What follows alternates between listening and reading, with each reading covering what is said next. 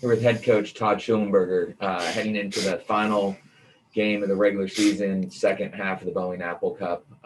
What are your expectations for this week playing the Huskies for the second time?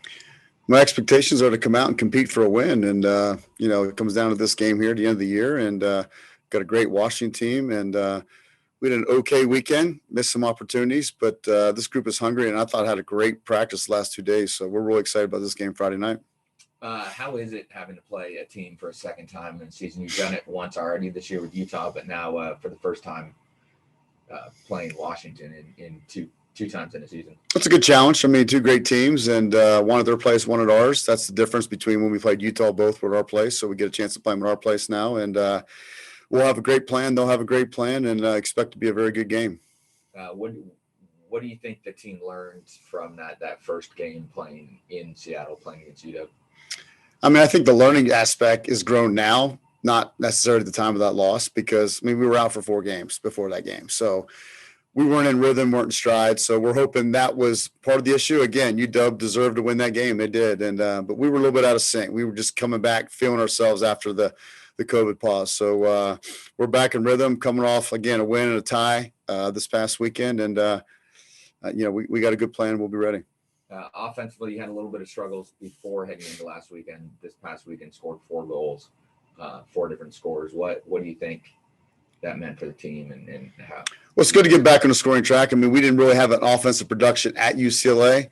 The score didn't dictate the game by any means, but we had a lot of opportunities against USC. So we were there. We just didn't finish. And then they came together on Friday and had a nice goal and a set piece on both games, actually. So I like where we're at on our set pieces of restarts and run of play. We're still a work in progress, but we got a lot of weapons, and we continue to be creative and be dangerous, which is exciting. Well, off the set pieces, you talked about Sydney with 2 assists, both on the corners. She's about to play in her 76th game, which would put her in the top 10. What can you just talk a little bit about what she's been doing this season, what she means to the team? Steady Sid. I mean, she's very coachable, does the job and task we're asking her to do, and goes out and is producing right now. So she continues to be a great leader for us, and we're excited with her growth, and we can always count on Sid. So we know we're going to get out of Sydney each game she shows up, and quite honestly, each practice. And then lastly, just going back to the UW game, what do you need to do to change the results for this game from the last? We just got to flat out win. This basically comes down to that. We got to compete more. I didn't like our hungry factor on Sunday. We looked like a little tired legs, so we're going to be fresh.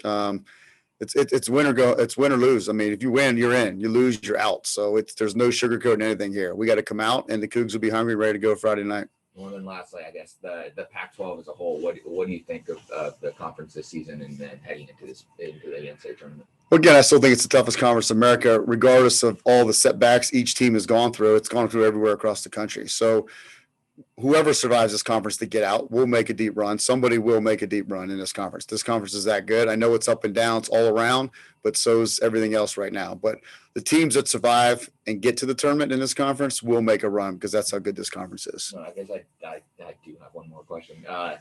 Off topic a little bit, but with the NWSL starting up the Challenge Cup, Trinity scoring on her first, almost her first touch professionally, and then Morgan with that first game with Portland. And what does it mean for the program to have a couple pros going? Ella with Rain, Avery now out this season injured, but four pros going and having some success. It's great to see the Cougs moving on. I called Morgan and said, I said, is Mike Tyson there? That's my first thing to her. So we joked a little bit, and she actually, the red card got pulled back, which quite frankly it should have. I mean, Morgan keeps her head as cool, as calm, collected as she can be.